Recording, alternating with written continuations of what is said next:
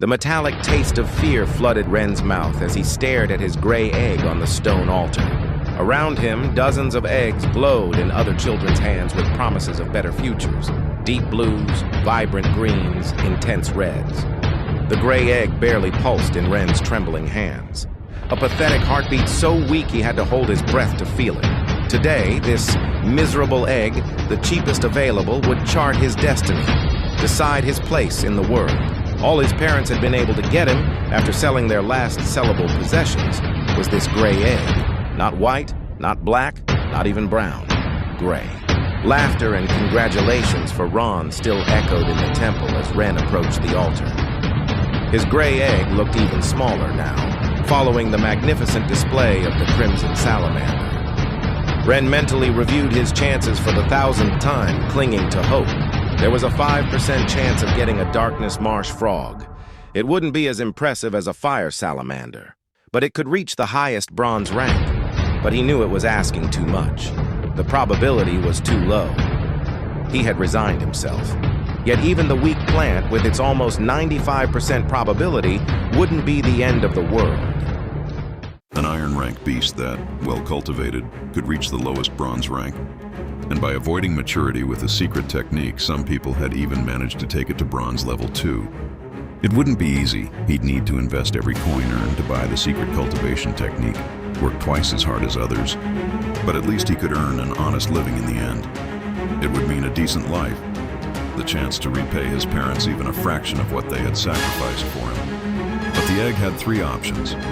People called it the failure's egg not because it usually gave a mediocre plant.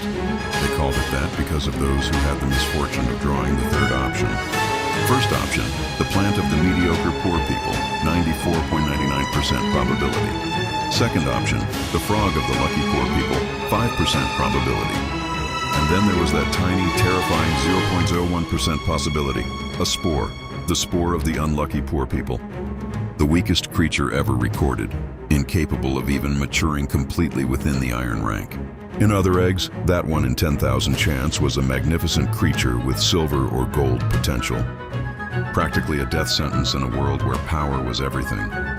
Look at the failure egg. Klein Goldcrest's mocking voice cut through the air like a whip. I bet it can't even summon a decent frog. Ren kept his gaze fixed on his egg. He wouldn't give them the satisfaction of seeing how worried he was.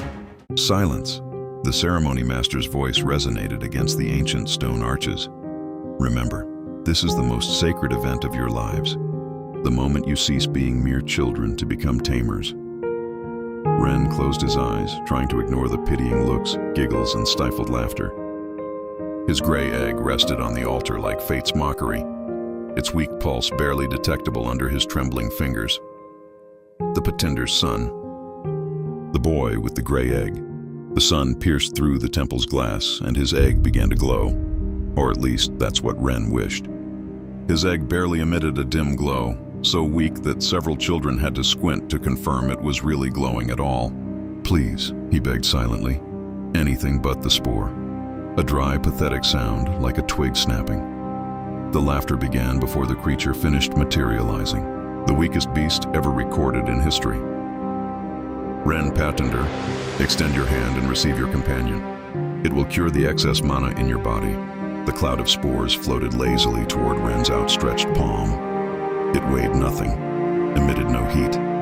It just floated there, gray, useless. The 0.01%, someone murmured in the crowd. He really got the 0.01%. Ren kept his head high. His parents had sold everything for this moment. He wouldn't give these brats the pleasure of seeing him cry.